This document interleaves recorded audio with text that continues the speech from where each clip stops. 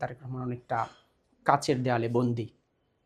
কীরকম কাচের দেয়ালে বন্দী? তারেক রহমান দেশে ফিরলেন, তিনি কিন্তু বিএনপির পক্ষ থেকে আনা যে বুলেট প্রুফ গাড়ি সেটা কিন্তু এয়ারপোর্টে পৌঁছায় তারেক রহমান আসার পূর্বেই, এবং সেই গাড়িতে করে কিন্তু এয়ারপোর্ট থেকে তিনি সমাবেশস্থলে যান, এবং এই গাড়িটাই তিনি আজকেও ব্যবহার করেছেন। আজকে তিনি শহীদ জিয়াউর রহমানের মাজারে গিয়েছেন সেখানে জিয়ারত করার জন্য। সেখান থেকে তিনি সাভার সিটি সৌধের উদ্দেশ্যে যাচ্ছেন।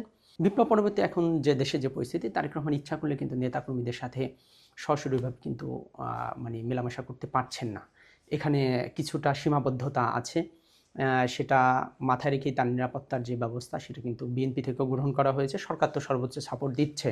সুতরাং তারেক রহমান বুলেট প্রুফ গাড়ির ভিতর থেকেই কিন্তু নেতাকর্মীদের যে উচ্ছ্বাস সেটি দেখছেন, হাত নাড়াচ্ছেন, এবং সাধারণ মানুষ যারা তারাও কিন্তু রাস্তার দুধারে দাঁড়িয়ে থাকছে, তারাও কিন্তু তারেক রহমানকে দেখে অনেকটা উচ্ছ্বাস প্রকাশ করছে, তারা হাত নাড়াচ্ছে। তারেক রহমান কিন্তু গাড়ির ভিতর থেকেই কিন্তু তার হাত নাড়াতে হচ্ছে। গ্লাসের এপার ওপার দুই পাশ থেকেই কিন্তু মাঝখানে একটা বুলেট প্রুফ গ্লাস লাগছে। তারেক রহমান মানে যে খোলা জিপে যাবেন, সাধারণ মানুষের সাথে মিশবেন, নেতাকর্মীদের সাথে মিশবেন, সেই পরিস্থিতি আপাতত নাই দেশে। সেই পরিস্থিতির জন্য হয়তো নির্বাচন পরবর্তী সময়টার জন্য অপেক্ষা করতে হবে।